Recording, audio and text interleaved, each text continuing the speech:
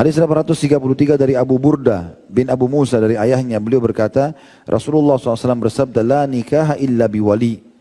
Tidak ada nikah kecuali dengan wali.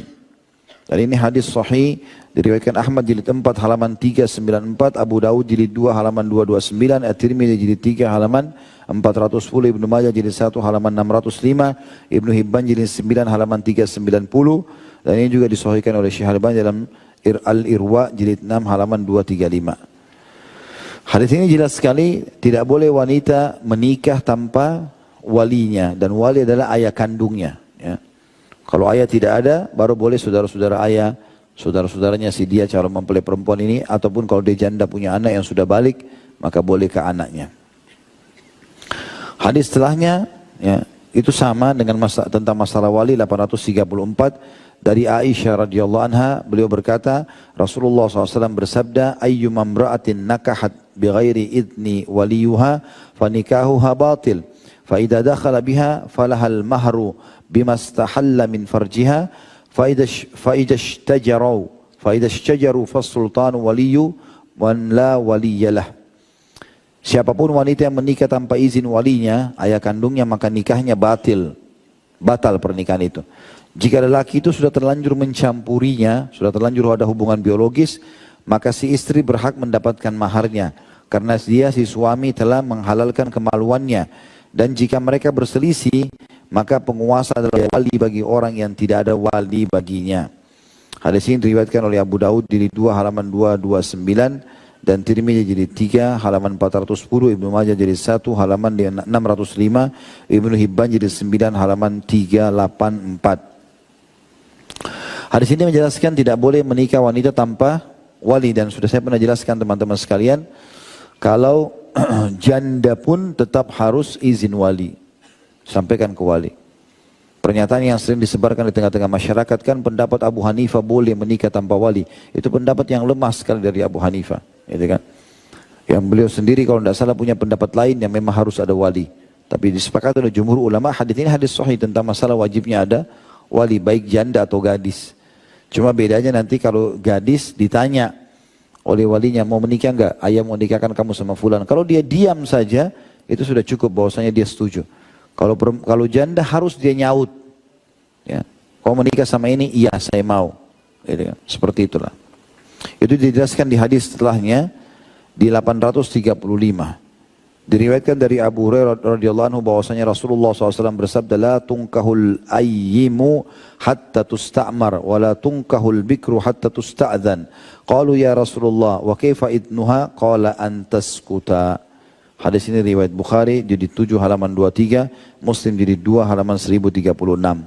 Yang artinya janda tidak boleh dinikahkan hingga dimintai pendapatnya. Dan anak gadis tidak boleh dinikahkan hingga dimintai izinnya. Ya. Minta izin, ya ayah mau nikahkan kamu sama si fulan. Kalau janda memang diminta pendapatnya, ada si fulan yang mau dinikahkan, mau enggak? Gitu. Para sahabat bertanya, wahai Rasulullah, bagaimana izinnya kalau perawan itu? Beliau menjawab dengan diamnya. Atau dengan dia diam berarti dia sudah setuju. Hadis selanjutnya 836, ini mirip dengan sebelumnya, dari Ibnu Abbas radhiyallahu anhuma, Nabi SAW bersabda, "Ats-tsayyibu ahaqqu bi nafsiha min waliyiha wal bikru tusta'mar wa idnuha sukutuha." Janda lebih berhak atas dirinya daripada walinya. Maksudnya adalah kalau ada yang lamar jandanya mau, ya sudah, walinya nggak boleh tahan. Ya. Karena dia lebih berhak dirinya untuk menikah sama siapa itu lebih berhak daripada walinya. Walinya tinggal menikahkan saja atau mengizinkan. Sedangkan anak gadis dimintai pendapat, ya, dan izinnya adalah diamnya. Artinya ayah mau nikahkan kamu sama fulan, setuju gak? Kalau dia diam berarti sudah setuju. Ini sudah masyhur tentunya hadisnya, mirip dengan yang tadi. Hadis ini diriwayatkan oleh Imam Muslim di jilid 2 halaman 1037. Juga dalam riwayat lain, laisa lil waliyyi ma'ats thayyibi amr wal yatimatu tusta'mar. Wali tidak mempunyai wewenang memaksa pernikahan terhadap janda, dan anak perempuan yatim itu dimintai pendapat. Hadis ini riwayat Abu Daud di jilid 2 halaman 233, An-Nasai jilid 6 halaman 85, dan Ibnu Hibban di jilid 9 halaman 399.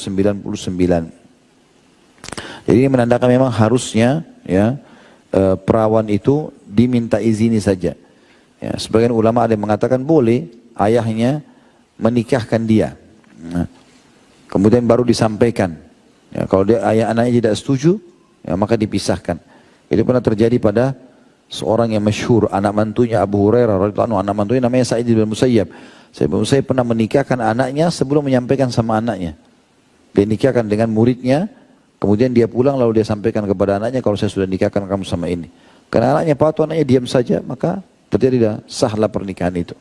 Kecuali kalau pada saat sudah dinikahkan oleh ayahnya, si perawan ini menolak, enggak saya enggak mau, kenapa ayah nikahkan gini-gini, maka itu ya dibatalkan pernikahannya. Kalau janda memang dia lebih berhak, kalau misalnya si ayah untuk perawan masih bisa milih, nah enggak usah sama itu, sama ini aja. Kalau janda itu dia punya hak menentukan lebih daripada ayahnya. Tentu dianjurkan juga dia memilih yang laki-laki soleh ya. Kemudian hadis selanjutnya, maaf, saya bacakan dulu kembali tadi.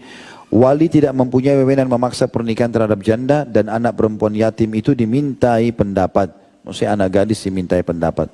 Riwayat Abu Daud dan sudah saya bacakan tadi juga An-Nasa'i dan Ibnu Hibban. Hadis 837 dari Abu Hurairah radhiyallahu anhu, beliau berkata, Rasulullah SAW bersabda, la tuzawwijul mar'atul mar'ah wa la tuzawwijul mar'atu nafsaha. Seorang perempuan tidak boleh menikahkan perempuan lain. Dia bukan wali. Walaupun ibunya, tidak boleh dia menikahkan, harus yang menikahkan laki-laki. Dan seorang perempuan tidak boleh menikahkan dirinya sendiri. Hadis ini riwayat Ibnu Majah dan Darul Qutni, sedangkan para perawitnya thiqah, perawitnya atau periwayatnya semua thiqah atau terpercaya. Hadis Ibnu Majah jilid 1 halaman 606 dan Darul Qutni jilid 3 halaman 227. Hadis ini jelas sekali bagaimana seorang wanita harus dinikahkan oleh walinya, ayahnya, atau laki-laki dari pihak keluarganya. Sementara dia tidak boleh sama sekali dinikahkan oleh perempuan atau dia menikahkan dirinya. Ini tidak sah. Kalau laki-laki kan, antum pergi ke satu negara atau satu kota, terus mau menikah. Orang tua kita misalnya di Indonesia, kita lagi ada di Amerika, sekarang kita mau nikah. Biaya pemberangkatan besar segala macam, lalu kita datang melamar, diterima lamaran, kita langsung menikah. Tidak ada wali pun, tidak ada masalah kalau laki-laki. Dia boleh menikahkan dirinya sendiri, tapi kalau perempuan tidak boleh. Ya, dia harus ada walinya.